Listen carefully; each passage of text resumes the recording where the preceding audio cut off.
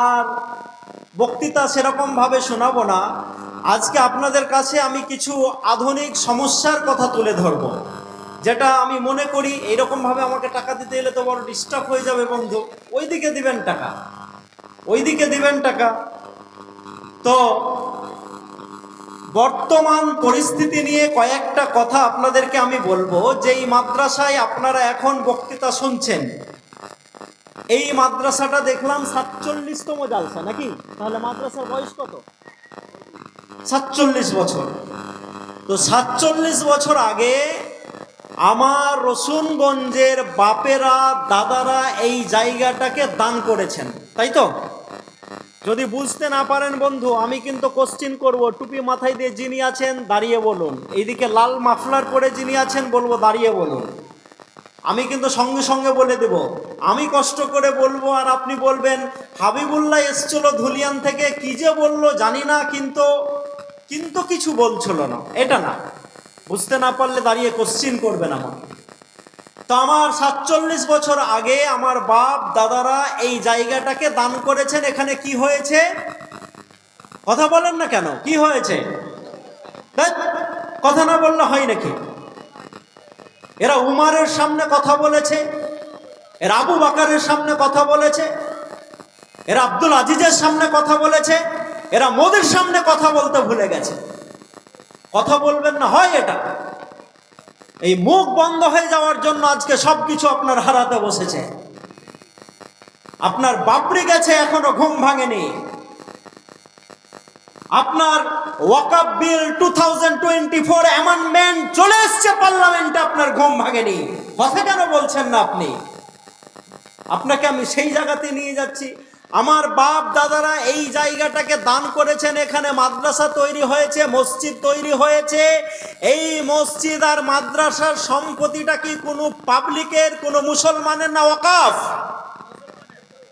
এটা হচ্ছে মুসলমানদের কি তো ওয়াকফ সম্পত্তি। এই ওয়াকফ সম্পত্তির ওপরে মিস্টার নরেন্দ্র মোদী পার্লামেন্টে বিল নিয়ে এসছে। এই বিলটা আজকে আপনার কাছে আমি ক্লিয়ার করব, খুব ইম্পর্টেন্ট কথা বলবো, এবং আমি নোট নিয়ে এসছি। আমি হাবিবুল্লাহ যেই কথাগুলো বলবো, এবং সোশ্যাল মিডিয়ার দ্বারাতে গোটা বিশ্ব থেকে যারা বর্তমানে লাইভে দেখছেন, পরবর্তীতে দেখবেন, এবং দেখার পরে যদি কারো কোনো কোশ্চিন থাকে, কারো কোনো জিজ্ঞাসা থাকে, এবং কারো কোনো অবজেকশন থাকে, প্রত্যেকটার দায়িত্ব আমি হাবিবুল্লাহ আমার জালসা কমিটিকে এর জন্য দায়িত্ব নিতে হবে না। আমার দাদুরা এই মাটিটাকে ওয়াকফ করে গেলেন আল্লাহর ওয়াস্তে, আর এখানে আমরা মাদ্রাসা বানালাম। মিস্টার নরেন্দ্র মোদী একটা অ্যামেন্ডমেন্ট বিল নিয়ে এসে বলছেন যে ওয়াকফ বিলটাকে সংশোধনী নিয়ে আসতে হবে। কি নিয়ে আসতে হবে? সংশোধনী নিয়ে আসতে হবে। এবং এখানে কিছু পয়েন্ট আমরা আপডেট করব, যেটা ওয়াকফের জন্য ভালো হবে, কিন্তু আমরা মুসলমানরা দেখছি এটা মুসলমানদের ওয়াকফের জন্য ভালো হবে না। এই জন্য যে 2002 সালে যেই লোকটা গুজরাটের মাটিতে কোনো গর্ভবতী মহিলাকে তলোয়ার দিয়ে তার পেটটাকে চিরে দেওয়ার নিদান দিতে পারে,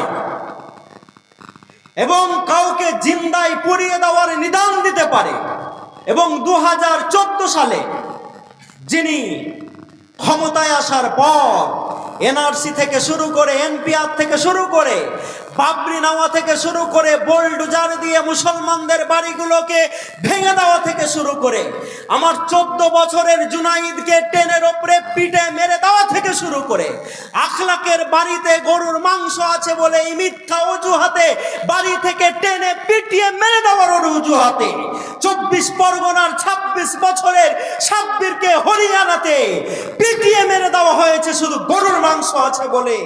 এই যার হাতে আমরা এই ভারতটাকে দেখলাম, তার কাছ থেকে আমরা কেউ সুরক্ষিত পাইনি, বরঞ্চ ভারতবর্ষের মুসলিম সহ এখানকার মানুষরা নিপীড়িত হয়েছে, অত্যাচারিত হয়েছে। তাই অ্যামেন্ডমেন্ট বিল আপনি 2024 ওয়াকফ যেটা নিয়ে আসছেন, এটা মুসলমানদের জন্য ভালো হতে পারে। এই তো কথা বলছেন, খুব সুন্দর, আলহামদুলিল্লাহ। পারে, আলহামদুলিল্লাহ। তাহলে এবার বুঝতে পারছেন? আমি তো ভাই খুব সুন্দর বাংলায় বলার চেষ্টা করছি। অসুবিধা আছে? হ্যাঁ, আমি একদিন শতাব্দী এক্সপ্রেসে কলকাতা যাচ্ছি, আমার পাশে একজন কালিয়াচকের লোক বসে আছেন, টিটি বলছেন, দাদা আপনার টিকিটটা দেখি। মোবাইলটা বার করে বলছে, এই দেখ। টিটি বলছে, কেমন লোক রে ভাই, দেখ বলছে। বলছে, এক্সকিউজ মি, বসে আপনার টিকিটটা। বলছে, তোকে যে কখনো হে দেখেলে না। পরিস্থিতিটা একটু এদিকে যাচ্ছিল, আমি তখন ব্যাপারটাকে সামলে দিয়ে বললাম যে কালিয়াচকে এইরকমই কথাবার্তা হয়, তাহলে কথাবার্তার পরিবর্তন হতে পারে, এটা আল্লাহর দেওয়া। 17 কিলোমিটার পর পর, কত কিলোমিটার বললাম? 17 কিলোমিটার পর পর কথার একটু পার্থক্য হয়। কেউ টানা টানা কথা বলে, কেউ সুন্দর বলে, কেউ বাদিয়াতে বলবে, কেউ আপনার খোট্টা ভাষাতে বলবে, কেউ আর কিছু ভাষাতে বলবে। এটা হচ্ছে কার সৃষ্টি? কার? আল্লাহ। এটাকে বলা হয়েছে আয়াতিল্লাহ, আল্লাহর নিদর্শন। আল্লাহ কাউকে সুন্দর করে সৃষ্টি করেছেন, তাকিয়ে দেখবেন আল্লাহু আকবার, এত সুন্দর। বলে, হ্যাঁ এত সুন্দর। আচ্ছা, আপনি এত সুন্দর মানুষ, কোথায় বাড়ি? আপনার ব্রেনে খট করে একটা আওয়াজ দিয়ে বলবে যে সম্ভবত কাশ্মীর হতে পারে। নাকগুলো একটু নাটা নাটা, শরীরটা বাঠু, চোখগুলো ভিতরে ঢুকা ঢুকা। যখন তাকে দেখবেন মনে হবে যে এটা দার্জিলিংয়ে, এটা চাইনা, এটা জাপানের। লম্বা বেলাল হাবসির মতো 7 ফিট, আমার কোমরের মতো তার শুধু পায়ের এই পাতাটা, দেখে মনে হবে এটা আফ্রিকা থেকে এসছে বেলাল হাবসির দেশে। আল্লাহ বলছেন এটা আমার নিদর্শন। তো ভাষার কিছু পরিবর্তন হতে পারে, তাই বলে তো এটা নয় যে আপনারা আমার ভাষা বুঝতে পারছেন না। আলহামদুলিল্লাহ পারছেন। এবং রসুনগঞ্জের মুখের মানুষের মুখ দিয়ে কথা বেরোতে লেগেছে। আল্লাহ তুমি এই কথাগুলোকে কবুল করো, বলেন আমিন। তো ওয়াকাফ নিয়ে যেই জিনিসটা চলতে শুরু করেছে, আমরা যারা সমাজের শিক্ষিত লোক, আমরা যারা সমাজকে নিয়ে ভাবি, আমরা যারা সমাজকে নিয়ে আলোচনা করি, আমরা যারা নিজেদেরকে সমাজের সংস্কারক হিসাবে দাবি করি, তারা আজকে বাংলা সহ গোটা ভারতবর্ষে আওয়াজ তুলেছে যে এই ওয়াকাফ অ্যামেন্ডমেন্ট বিল আমরা মানছি না, মানছি না, মানছি না, মানব না। তাই আমরা দেখছি মহারাষ্ট্র থেকে শুরু করে, মধ্যপ্রদেশ থেকে শুরু করে, দিল্লি থেকে, জম্মু থেকে, হরিয়ানা থেকে, উত্তরপ্রদেশ থেকে, বিহার থেকে, ঝাড়খণ্ড থেকে, বাংলা থেকে, আসাম থেকে, সব জায়গা থেকেই মুসলমানরা আওয়াজ তুলেছে যে আমরা এই ওয়াকাফ সংশোধনী বিল মানব, মানব না। আপনারাও একটু ইশারাতে বলা বলি করবেন না, আওয়াজে বলবেন না। তো এই কথাটা আমাদের ভিতরে এখন চালু হয়েছে আলহামদুলিল্লাহ। যিনি 2014 সালে দিল্লির মসনদে বসেছিলেন, নাম তার নরেন্দ্র, ফের ভয় করতে লেগেছে, নাম তার, এই যে ভয় করছে, আস্তে করে বলছে যে সবাই, নরেন্দ্র মোদী। উনি বলেছিলেন মেরা जो सीना है 56 इंच का है, 56 ইঞ্চির আমার সিনা। তাই তো বলেছিলেন না? শুনেছেন তো? আজ পর্যন্ত ভারতবর্ষের কোনো প্রধানমন্ত্রী এই কথাটা বলেছেন? বলেননি। তো আমরা 56 ইঞ্চির সিনাওয়ালা একটা লোককে দিল্লির মসনদে বসিয়ে দিলাম। বসিয়ে দেওয়ার পর উনি যখন বক্তৃতা দিচ্ছেন, বলছেন আমাদের ইন্ডিয়ার দিকে কেউ যদি চোখ তুলে তাকায় তাহলে তার ঘরে ঢুকে हम लोग चुन चुन के मारेंगे। बोला था कि नहीं बोला था? बोला था कि नहीं बोला था? बोला था हमारे प्राइम मिनिस्टर।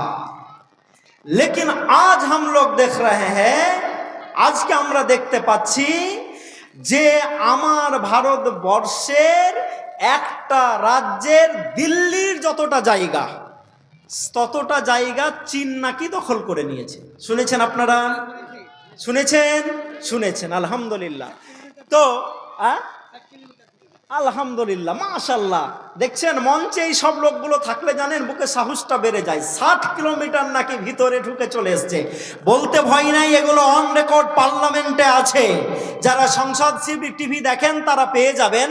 তারা ভারতবর্ষের ভিতরে ঢুকে দিল্লির সবান জায়গাকে দখল করে নিয়েছে।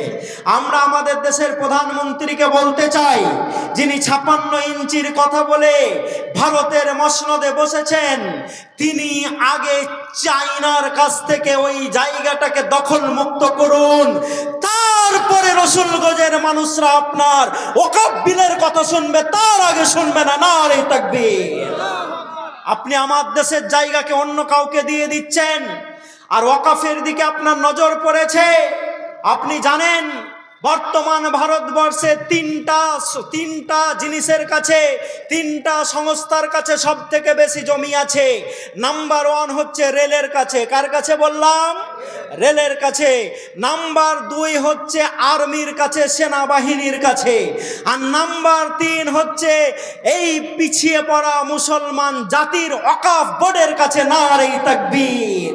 এই ওয়াকফ আমার জাতির পিতারা করে গেছেন, আমরা পিছিয়ে পড়ে আছি। যেই ভারতকে আমরা প্রায় 700 থেকে 1000 বছর শাসন করেছিলাম, আমি 700টাই ধরলাম, 1000টা বলছি না, কারণ তখন পাট পাট করে করা হতো। 700 বছর ধরে যখন আমরা এদেশকে স্বাধীন করে শাসন করেছি, তখন এদেশের মাটিতে কি শান্তি দিয়েছিলাম অমুসলিমদেরকে জিজ্ঞেস করো, আর বুঝতে পারবে যে আমরা এদেশকে কত শান্তি দিয়েছি। নারে তাকবীর।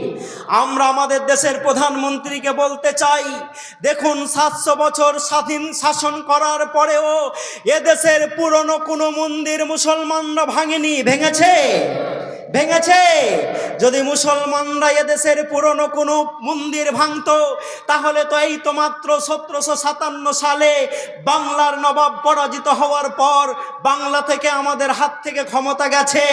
তাহলে মাত্র 300 বছরের যে ব্যবধান, এই 300 বছরের ব্যবধানে মুসলমানরা যদি ভারতবর্ষের মাটিতে পুরনো মন্দিরগুলোকে দেখে দেখে ভেঙে দিত, তাহলে এখনো কি 2002 বছরের অর্থাৎ 2200 বছরের কোনো পুরনো মন্দির ভারতবর্ষের মাটিতে থাকতো? কথা বলছেন না কেন? থাকতো? আমি মাত্র 10খানা মন্দিরের ছবি বার করে নিয়ে এসেছি আপনার সামনে।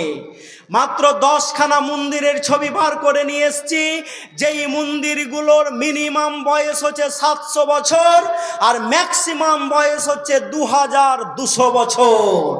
আর মুসলমানদের হাত থেকে শাসন ক্ষমতা যাওয়া কতদিন হয়েছে? কতদিন হয়েছে? 300 বছর।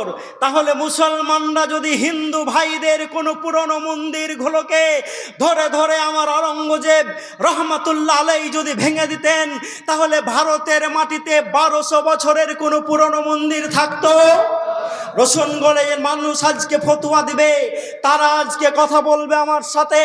যদি ভারতবর্ষের আমার শাসকরা খিলজি থেকে শুরু করে, সুলতানিয়াত থেকে শুরু করে, যারা দিল্লির মসনদে বসেছেন, মুর্শিদ কুলি খাঁ থেকে শুরু করে, সিরাজউদ্দৌলা থেকে শুরু করে, তারা যদি পুরনো মন্দিরগুলোকে ভেঙে দিত, তাহলে যেই মন্দিরটা আপনার সামনে আজকে আমি দেখাতে যাচ্ছি, বাদামানির কেভ অফ টেম্পল, যার বয়স হচ্ছে 1300 বছর, এই 1300 বছরের মন্দির ভারতের মাটিতে থাকতো? থাকতো? থাকতো না। তার মানে কথাটা হচ্ছে এই যে মুসলমানরা মন্দির ভাঙে, মুসলমানরা মন্দির ভাঙেনি। আচ্ছা, মুসলমানদেরকে মন্দির ভাঙতে রাসূলুল্লাহ সাল্লাল্লাহু আলাইহি ওয়াসাল্লাম শিখিয়েছেন? মুসলমানদেরকে মন্দির ভাঙতে মায়েরা আল্লাহ সুবহানাহু ওয়া তাআলা শিখিয়েছেন? শিখিয়েছেন? শিখাননি, শিখাননি। সেই রসুল যখন মক্কা থেকে মদিনা যাচ্ছেন, এত বেদনা, এত কষ্ট, এত দুঃখ, সাহাবীদেরকে দেখেছি। হায়, আজকে মায়েরা সংখ্যায় অনেক বেশি বসে আছেন, আলহামদুলিল্লাহ, খুব ভালো লাগলো। তরতাজা আমার সেই মহিলা সাহাবীর কথা মনে পড়ে যায়, যেই মহিলা সাহাবী শুধু মুখে বলেছিল আশহাদু আল্লা ইলাহা ইল্লাল্লাহ ওয়া আশহাদু আন্না মুহাম্মাদুর রাসূলুল্লাহ। আজকে আপনারা কত সুন্দরভাবে বসে আছেন, মাথায় ওড়না দিয়ে বসে আছেন। সেই টিপু সুলতানের কথা আমি বললে বুকে বড্ড কষ্ট পাই। রাস্তা দিয়ে যখন ছোট জাতির মহিলারা হেঁটে যেত, তখন তাদেরকে ব্লাউজ পরতে দেওয়া হতো না। মাথায় বোঝা নিয়ে যখন তারা হেঁটে যেত, ওপরের দিকটা উলঙ্গ হয়ে যেত, আর সবাই দেখতো আর মাস্তি করতো, মজা করতো। আমার টিপু সুলতান বলেছিল, ওরা হচ্ছে মুসলিম, ওরা হচ্ছে মানুষ, ওরা মুসলমান না হোক, আমি টিপু সুলতান এখানকার রাজা, ওদেরকে ব্লাউজ পরার অর্ডার আজ থেকেই দিয়ে দিলাম। তাই টিপু সুলতান তাদেরকে ব্লাউজ পড়ার পারমিশন দিয়েছিলেন, সেই মুসলমানকে আজকে নাকি মিস্টার নরেন্দ্র মোদীর কাছে আবার নতুন করে ঘোষণা দিয়ে বলতে হবে যে এই দেশকে আমরা কতটা ভালোবাসি, দেশকে আমরা কতটা ভালোবাসি। ওরে হাবিবুল্লাহ এই দেশের নাগরিক কিনা? যাও দিল্লির জামে মসজিদকে জিজ্ঞেস করো, হাতে একটা কোদল নাও, বালিচা নাও, আর কাটতে শুরু করো সেই মসজিদের সিঁড়িগুলোকে। যদি সেখান থেকে আজও রক্তের ফোয়ারা দিয়ে কোনো লাশ বেরিয়ে আসে, সেটা কোনো মুসলমানের হবে না। রে তাকবীর! এই দেশ, যেই দেশকে স্বাধীন করার জন্য আমার এই ওলামাদেরকে দিল্লি থেকে লাহোর পর্যন্ত প্রতিটা গাছে টেনে দেওয়া হয়েছিল। ইংরেজরা বলেছিল তোমরা আলেম, তোমরা স্বাধীনতা চাও। আলেমরা বলেছিল হ্যাঁ আমরা স্বাধীনতা চাই। বললো এক একটা আলেমকে ধরো আর এক একটা গাছে টেনে দাও। দিল্লি থেকে লাহোর পর্যন্ত প্রতিটা গাছে আমার মাওলানাদেরকে টেনে দেওয়া হয়েছে। পানি খেতে দেওয়া হয়নি, ট্রেনের বগিতে করে ভরে রাখা হয়েছে। সেই মাওলানাদেরকে যখন টেনে রাখা হয়েছে, বলেছে ওদেরকে মাটি দেওয়া হবে না, ওদেরকে শুকুন দিয়ে খাইয়ে দাও, কাক দিয়ে খাইয়ে দাও, পিঁপড়া দিয়ে খাইয়ে দাও, পাখি দিয়ে খাইয়ে দাও। তারপরেও আমার মাওলানারা বলেছিলেন জীবন দিতে রাজি আছি কিন্তু ভারত দিতে রাজি নাই। নারে তাকবীর! আল্লামা ফজলে হক খাইরাবাদীর নাম আপনারা শুনেছেন, শুনেছেন? তার ইতিহাস জানেন, তার ইতিহাস জানেন? হায় হায়, আজকে 2024 সালে এসে আজকে আমাদেরকে বলতে হচ্ছে যে হ্যাঁ মুসলমানরা ভারতকে ভালোবাসে, হ্যাঁ মুসলমানরা ভারতকে ভালোবাসে। মুসলমানরা শুধু ভারতকে ভালোবাসে না, স্বাধীনতার জন্য সব থেকে যেই জাতিটা বেশি আত্মবলিদান করেছে, শাহাদাত বরণ করেছে, সেটা হচ্ছে মুসলমান। নারে তাকবীর! আমার মা যেই কথাটি বলছিলাম আপনাদেরকে, যে একজন মহিলা শুধু আশহাদু আল্লা ইলাহা ইল্লাল্লাহ ওয়া আশহাদু আন্না মুহাম্মাদুর রাসূলুল্লাহ বলেছেন মক্কার মাটিতে। আবু জেহেল, আবু লাহাবেরা তাকে ডাকলো, ডাকার পর বলল তুমি কি মুহাম্মাদের উপরে ঈমান এনেছো? বলল হ্যাঁ আমি মুহাম্মাদের উপরে ঈমান এনেছি। বলে তুমি কালেমাকে ত্যাগ করে দাও, লা ইলাহা ইল্লাল্লাহ মুহাম্মাদুর রাসূলুল্লাহকে তুমি ছেড়ে দাও। ওই মহিলা বলল আমি তো লা ইলাহা ইল্লাল্লাহ মুহাম্মাদুর রাসূলুল্লাহকে ত্যাগ করতে পারি না। বলল করবে না? বলে না করতে পারি না। শুইয়েছে সেই মহিলাকে, শুয়ানোর পর তার দুই পায়ে দুটা মোটা রশ্মি বেঁধেছে, সেই রশ্মিকে দুই দিকে দুটা উটে বেঁধে দিয়েছে। উটে বেঁধে দেওয়ার পর দুটা উটকে যখন জোরে করে আঘাত করেছে, দুটা উট যখন দুদিকে দৌড়তে শুরু করেছে, লম্বা লম্বিভাবে সেই মহিলাটাকে ফেলে দেওয়া হয়েছে। তারপরেও তারা ইসলাম ছাড়েনি। আজকে হাবিবুল্লাহর ওপরে সেই কষ্ট হলে ঈমান ছাড়বো না ইনশাআল্লাহ। কি মায়েরা বুঝতে পেরেছেন? জ্বলন্ত কড়াইয়ের ওপরে মুসলমানকে তেলে ছিঁড়ে দিয়ে বলা হয়েছে মুহাম্মদকে ত্যাগ করো, রসুলকে ছেড়ে দাও, আল্লাহকে অস্বীকার করো, তোমাকে ক্ষমা করে দেওয়া হবে। মুসলমানরা ওতে রাজি হয়নি, তেলে পড়ে জাল মাছের মতো ভাজা হয়ে গেছে। আজকে আমাদেরকে আবার ওটার পরিচয় দিতে হবে। বুঝতে পেরেছেন?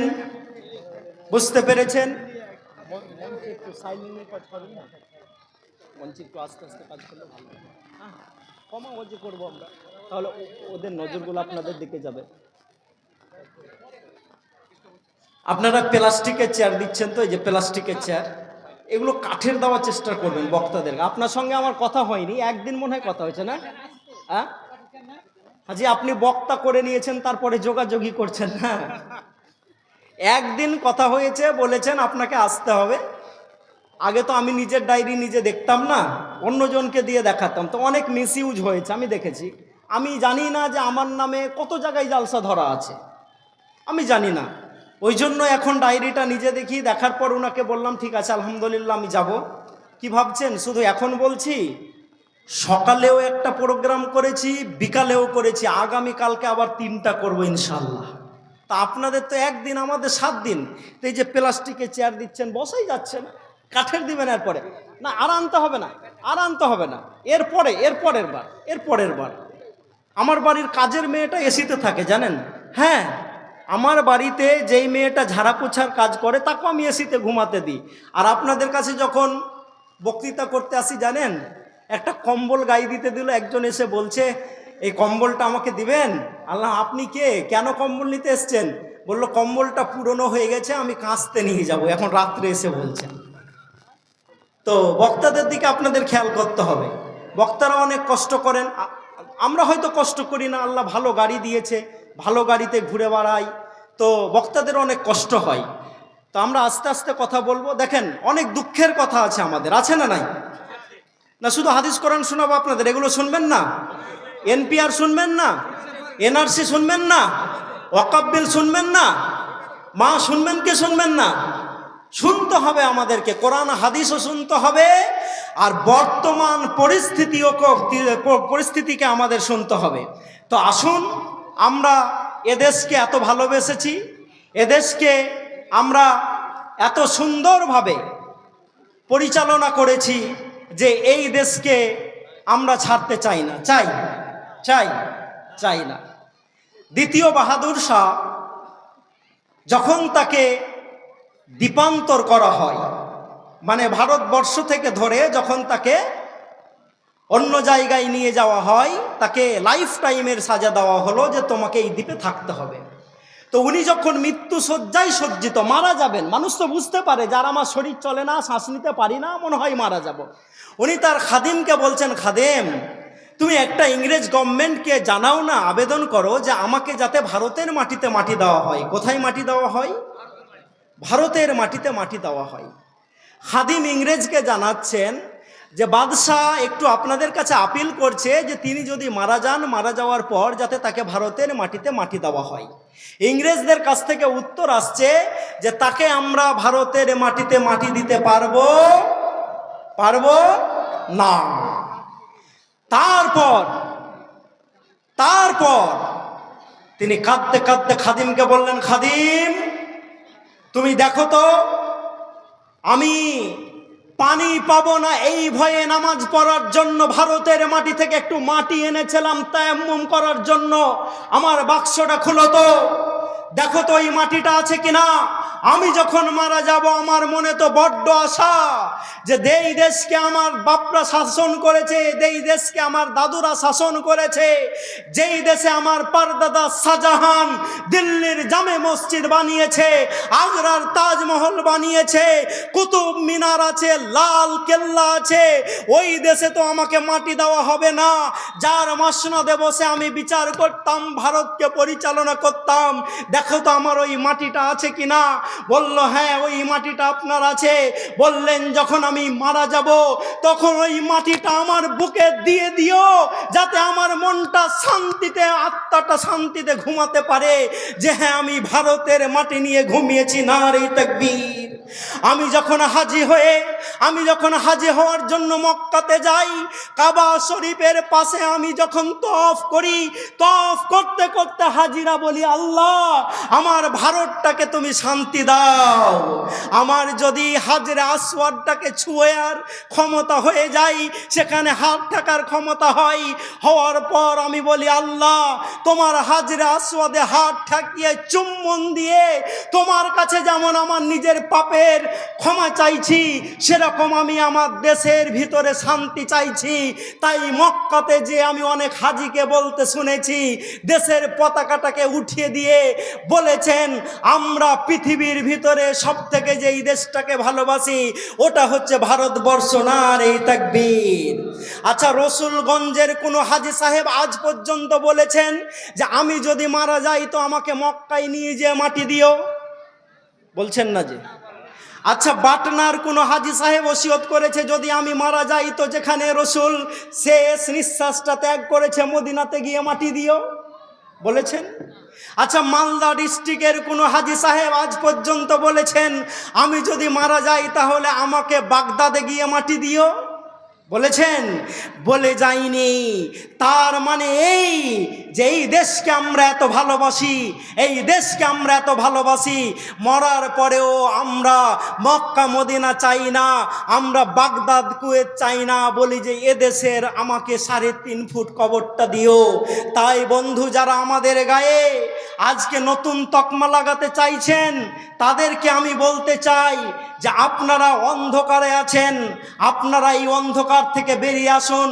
যদি এই অন্ধকার থেকে বেরিয়ে না আসেন, তাহলে আগামী দিনে শুধু মুসলমানদের যে ক্ষতি করার আপনারা চেষ্টা করছেন, মুসলমানদের ক্ষতি তো হবে না, বরঞ্চ উল্টা আপনাদের ক্ষতি হবে ইনশাআল্লাহ। হবে না? হবে না? আমরা কাউকে মারতে চাই না, কাউকে অশান্তি করতে চাই না। আপনি এনআরসি এনপিআর করে ভারতবর্ষ থেকে মুসলমানদেরকে তাড়িয়ে দেওয়ার যে পরিকল্পনা করছেন, কোরআন বলছে এই পরিকল্পনা ফেরাউন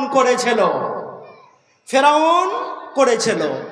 আপনারা এনআরসি এনপিআর এর নাম করে ভারতবর্ষের নিরীহ মুসলমানদেরকে যে ডিটেনশন ক্যাম্পে পাঠাতে চান, এই ডিটেনশন ক্যাম্পে পাঠাতে মক্কার মুশরিকরা চেষ্টা করেছিল বিশ্বনবী মুহাম্মদ রাসূলুল্লাহ সাল্লাল্লাহু আলাইহি সাল্লামকে। ইভেন কি তারা বলেছিল ফাকতুলুহু, কিল হিম, মুহাম্মদকে তোমরা হত্যা করে দাও। তাই তো মুহাম্মদের বাড়ি, মুহাম্মদ সাল্লাল্লাহু আলাইহি সাল্লামের বাড়ি ঘেরাও করা হয়েছিল। বলুন তো ফেরাউনের বাহিনী মুসাকে পেরেছিল? জোরে করে বলতে হবে, ফেরাউনের বাহিনী মুসাকে পেরেছিল? নমরুদের বাহিনী ইব্রাহিম আলাইহিস সালামকে পেরেছিল? মক্কার মুশরিকরা মুহাম্মদ রাসূলুল্লাহ সাল্লাল্লাহু আলাইহি সাল্লামকে পেরেছিল?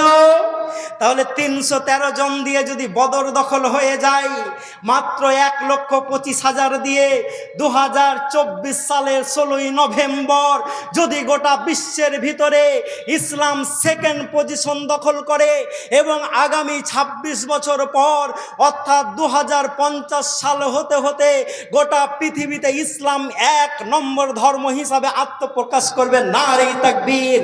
তাহলে আপনারা যারা ভয় দেখাচ্ছেন, মুসলমানরা ভয় করবে?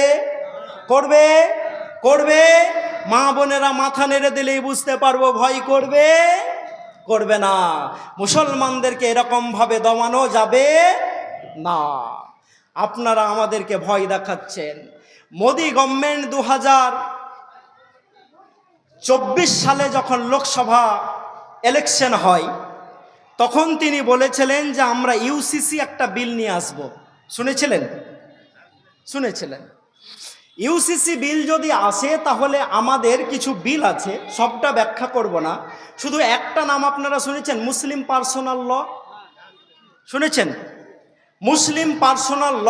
আমাদের একটা বোর্ড আছে, আমাদের নিজস্ব একটা সেখানে সিস্টেম আছে, যেখানে শরীয়তে কিছু সুযোগ সুবিধা আমরা পাই, তাই তো? পাই। যেমন আমাদের বিয়ে শাদী মুসলিম পার্সোনাল ল হিসাবে হয়, যেমন আমাদের তালাক কি হিসাবে হয়? মুসলিম পার্সোনাল লয়ের অ্যাক্ট হিসাবে হয়, শরীয়তের অ্যাক্ট হিসাবে হয়। যেমন আমাদের জমি জমার সম্পত্তির যে ভাগাভাগি, উত্তরাধিকার, এটা কিসের ভিত্তিতে হয়? শরীয়তের ভিত্তিতে হয়, মুসলিম পার্সোনাল লর ভিত্তিতে হয়। মোদি গভর্নমেন্ট বলেছিলেন যে আবকে বার 400 পার, তাই তো বলছেন না? যে আবকে বার 400 পার, 400 পার যদি হয়ে যেত, তাহলে তারা পার্লামেন্টে মেজরিটি হতো এবং সংবিধানকে চেঞ্জ করত। কিকে চেঞ্জ করত? সংবিধানকে চেঞ্জ করত। আমরাও খুব ভয় পেয়েছিলাম, জানি না আল্লাহ কি করবেন। কিন্তু এই চেয়ারের ফাইসালাটা দুনিয়াতে হয় না, এটা কোথায় হয়? কোথায় হয় গো? উপরে হয়। না হলে সেপ্টেম্বর 2023 7ই সেপ্টেম্বর একটা গাজা 12 কিলোমিটার চওড়া, কত বললাম? আর লম্বাতে হচ্ছে ম্যাক্সিমাম 42 কিলোমিটার। 12 কিলোমিটার চওড়া আর লম্বাতে 42, তার মানে কি খুবই বড়? এখান থেকে মালদা কত কিলোমিটার? 45 কিলোমিটার। তো এখান থেকে মালদা হচ্ছে লম্বা, মালদাই ধরলাম, আর চওড়াতে মাত্র 12 কিলোমিটার। 1 বছর, এটা কোন মাস চলছে? নভেম্বরের 16 তারিখ, মানে সেপ্টেম্বর, অক্টোবর, নভেম্বর, 1 বছর 3 মাস। কতদিন বললাম? 1 বছর 3 মাস গাজা লড়াই করছে ইসরায়েলের সাথে, নারে তাকবীর। এটা যদি ইনতানসুরুল্লাহ ইয়ানসুরুকুম না হতো, তাহলে আমি হাবিবুল্লাহ বুঝতে পারি না, যার কাছে আয়রন ডোম আছে, যার কাছে অ্যাটম বম আছে, যাকে আমেরিকা সদা সর্বদা সব সময় সাপোর্ট করছে, তার একটা ছোট্ট জায়গার ইসরায়েলের সঙ্গে লড়াই করার ক্ষমতা আছে? আজকে একটা লোককে দেখছিলাম পেটে পাথর বেঁধে বলছেন, কোথায় বিশ্বের মুহাম্মদ সাল্লাল্লাহু আলাইহি সাল্লামের উম্মতরা, যারা কিয়ামতের দিন যাদেরকে বলতে শুনবো, এ নবী ইব্রাহিম বলবেন নাফসি নাফসি, পিতা আদম বলবেন নাফসি নাফসি, মায়ের সন্তান মারিয়াম আলাইহিস সালামের পুত্র ঈসা আলাইহিস সালাম বলবেন নাফসি নাফসি। একজনের শুধু একটা আওয়াজ ভেসে আসবে, উম্মতি উম্মতি উম্মতি। মানুষ বড় বড় চোখ করে তাকাবে, হাগো এই আওয়াজটা কোথা থেকে আসে? যেদিন ঈসা আলাইহিস সালাম বলবেন, আল্লাহ এই কিয়ামতের দাবদাহে আমার মা মারিয়ামের কি হবে আমি জানি না। ইব্রাহিম আলাইহিস সালাম কেঁদে দিয়ে বলবেন, আল্লাহ আমার পিতা আজরের কি হবে আমি জানি না, তার ব্যাপারে তোমাকে কিছু বলতেও চাই না। যেদিন মুসা আলাইহিস সালামের মতো উচ্চ কদর সম্পন্ন নবীরা বলবেন নাফসি নাফসি, সেদিন বিশ্ব নবী মুহাম্মদ রাসূলুল্লাহ সাল্লাল্লাহু আলাইহি সাল্লাম বলবেন উম্মতি উম্মতি উম্মতি। হে রসুলগঞ্জের উম্মত, তোমাদের জন্যই সেই নবী বলবেন উম্মতি, যেই নবীর উম্মত গাজার মাটিতে পেটে পাথর বেঁধে গতকালকে গোটা বিশ্বের 200 কোটি মুসলমানকে দেখিয়ে বলছিল, আমার রসুল যখন খন্দকের যুদ্ধতে গর্তটা কাটছিলেন, সাহাবীরা বলছিলেন, রসুল গো খেতে পাইনি, বড্ড খিদা পেয়েছে। আল্লাহ রসুল নিজের জামার জুব্বাটাকে উঠিয়ে দিয়ে বলেছিলেন, লুক মাই বেলি, লুক অ্যাট মাই বেলি, আমার পেটের দিকে দেখো, আমার পেটের দিকে দেখো। আমি মুহাম্মদ সাল্লাল্লাহু আলাইহি সাল্লামও খেতে পাইনি, পেটে 3খানা পাথর বেঁধে রেখেছি যাতে পিঠটা আমার সোজা থাকে। আমার সেই গাজার মা কান্না করে বলছেন, হে নবী মুহাম্মদ রাসূলুল্লাহ সাল্লাল্লাহু আলাইহি সাল্লাম, কিয়ামতের মাঠে যেদিন আপনি উম্মতি উম্মতি বলবেন, সেদিন আপনি আরবদের জন্য উম্মতি উম্মতি বলবেন না। কারণ আমরা যখন খাবার চাইছি, আমরা যখন পানি চাইছি, আমরা যখন ওষুধ চাইছি, আমরা যখন বস্ত্র চাইছি, আমরা যখন বাসস্থান চাইছি, আমাদের ওপরে বোমা পড়ছে। কিন্তু দেখো তোমার 200 কোটি উম্মত নাকে তেল দিয়ে বিছানাতে আরামে ঘুমাচ্ছে। হে নবী মুহাম্মদ সাল্লাল্লাহু আলাইহি সাল্লাম, আপনি আপনার উম্মতের জন্য কিয়ামতের দিন সেদিন উম্মতি উম্মতি করবেন না। সেই মহিলার দোয়া আর সেই পেটে পাথর বেঁধে নেওয়া যুবক ভাইটির কান্না রসুলের কান পর্যন্ত যদি আল্লাহ কিয়ামতের দিন পৌঁছে দিতেন, তাহলে জানি না রাসূলুল্লাহ সাল্লাল্লাহু আলাইহি সাল্লাম আমাদের জন্য উম্মতি উম্মতি করতেন কিনা। আমি হাবিবুল্লাহ তো মাথাটাকে হেড করে বলতে পারি যে না, আমার জন্য মনে হয় রাসূলুল্লাহ সাল্লাল্লাহু আলাইহি সাল্লাম লজ্জায় উম্মতি উম্মতি করতেন না। ভাইরা আমার, বন্ধুরা আমার, সজাগ হতে হবে। আজকে আমার 1.5 বছরের একটা মেয়ে আছে। এখনই যখন মালদা থেকে পার হচ্ছিলাম, আমাকে ছোট্ট ছোট্ট ভাঙা কথাতে বলছে, আব্বু তুই গাড়িতে আছিস, আব্বু তুই গাড়িতে আছিস, আমাকে বলছে আছিস বলছে, তারপরেও শুনে মজা পাচ্ছি। হাই হাই রসুলগঞ্জের মুসলমান, আপনারা কি দেখেননি 1.5 বছরের ছোট বাচ্চাগুলো, 6 বছরের পোতাগুলো, 12 বছরের লোকগুলো, 30 বছরের যুবকগুলো, কার পা উড়ে গেছে, কার পেট উড়ে গেছে, কার মাথা উড়ে যাচ্ছে, আর মায়েরা ওই লাশগুলোকে ধরে ধরে তাকিয়ে গোটা পৃথিবীর মানুষকে দেখাচ্ছে, হে 800 কোটি মানুষ দেখো, আকাশ বাতাস তোমরা সাক্ষী থাকো, ফেরেশতারা লিখে নাও, পাখিরা দেখে নাও, আমরা এখানে বোমা খাচ্ছি আর পৃথিবীর 200 কোটি মুসলমান সহ 800 কোটি মানুষ আমাদের জন্য কোনো কথা বলছে না। হে আমার রসুলগঞ্জের মুসলমান, আপনাদেরকে ভাবতে বলছি, আজকেই রাত্রে গিয়ে বালিশে মাথা রাখার পর আপনি ভাববেন, ওই বাচ্চাটা যদি আমার মেয়ে হতো, ওই 6 বছরের বাচ্চাটা যদি আমার পোতা হতো, আমি 50 বছরের বৃদ্ধ 30 বছরের ছেলেটা যদি আমার হতো, আমি কি শান্তিতে থাকতে পারতাম? পারতাম না, পারতাম না। আসুন আপনাদেরকে ভাবতে বলছি, মা ও বোনেরা, মা ও বোনেরা, মহিলাদের উপরে কিভাবে অত্যাচার হচ্ছে। সে গোয়েন্তা নামো, সে আমার আফিয়া সিদ্দিকা, যাকে 20 ঘন্টা ধরে প্রতিদিন ধর্ষণ করা হয়েছে,